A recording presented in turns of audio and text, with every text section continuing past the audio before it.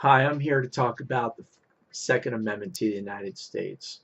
You know, the one that guarantees our right to bear arms. I'm here to reiterate the fact that the Founding Fathers believed that we should all be armed. Now, I'm just going to go over a few things and try to give us a general explanation here. The first thing is the wording of the Second Amendment reads a well-regulated militia being necessary to the security of a free state.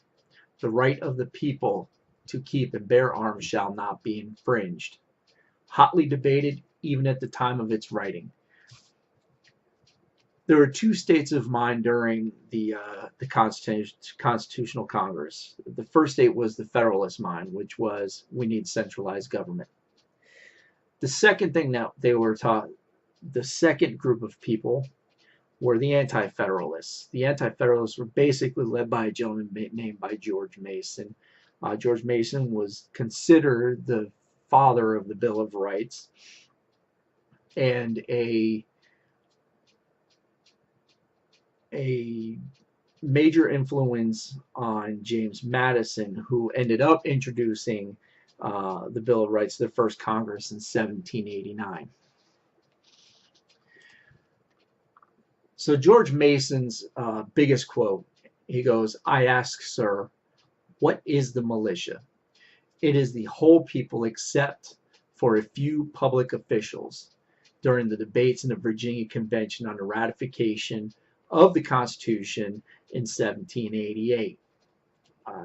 There's volumes on this convention, and it was very hard to find some good stuff.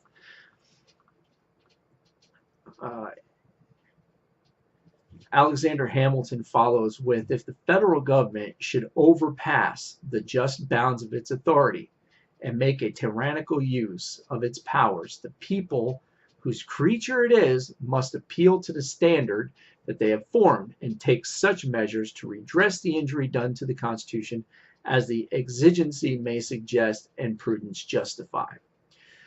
Again, Alexander Hamilton, 1788, right at that same time. What he's trying to say is that the American people should have the ability to redress government should they overstep their bounds. A couple of 100 years ahead of their time, these guys knew that was just a matter of time before someone got in office that thought they were a big shot, that was going to change everything and control the way the American people were going to go. They were trying to predict and prevent future tyranny. So, also in 1788, in a periodical called the Federal Farmer, a letter was written by a gentleman by the name of Richard Henry Lee. In this letter, he says, "A militia, when properly formed, are in fact the people themselves, and include all men capable of bearing arms."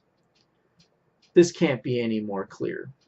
At a time when we're fighting for our freedom from a tyrannical government, we are just an infant nation.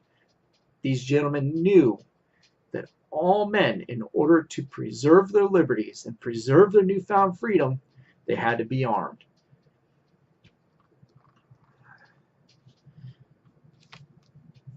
So in 1836, Patrick Henry, during the debates in a several state convention, he says, "Guard with jealous attention the public liberty.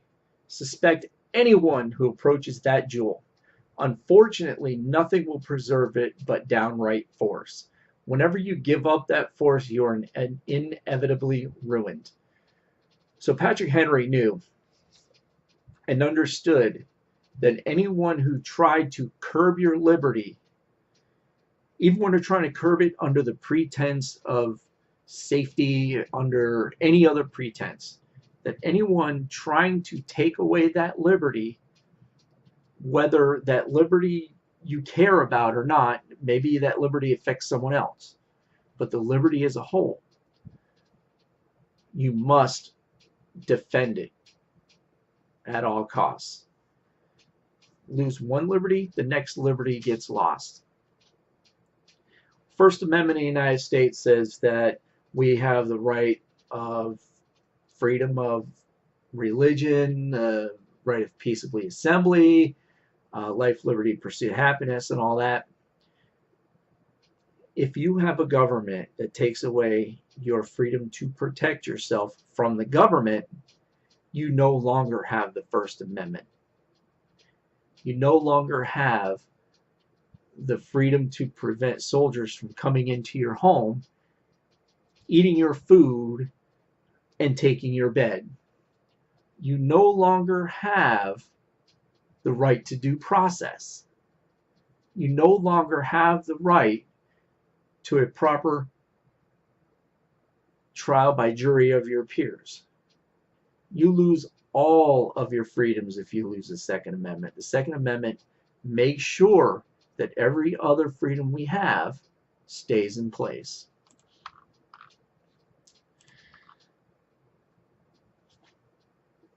Tyranny is so easy if the population is disarmed. Adolf Hitler in 1933, after the disarming of the people and registration of the people in the 1920s, took advantage of those registrations and ransacked homes, and it helped them identify the Jews and the political dissidents. Liberty really is just an illusion without its defense, and the Second Amendment truly does guarantee that defense. So I understand that the Constitution is a living and aging document, but the Bill of Rights guarantees us from being trampled underfoot by a despotic regime. Sure, let's change it, let's modify it, but the core of the document guarantees our freedoms. I, for one, will defend it.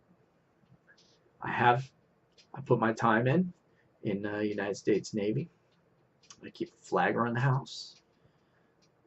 I'll always defend it. And I would strongly suggest going in and doing a little research about the debates that happened, that our founding fathers went through when they were putting together our Constitution and our Bill of Rights. Thank you so much.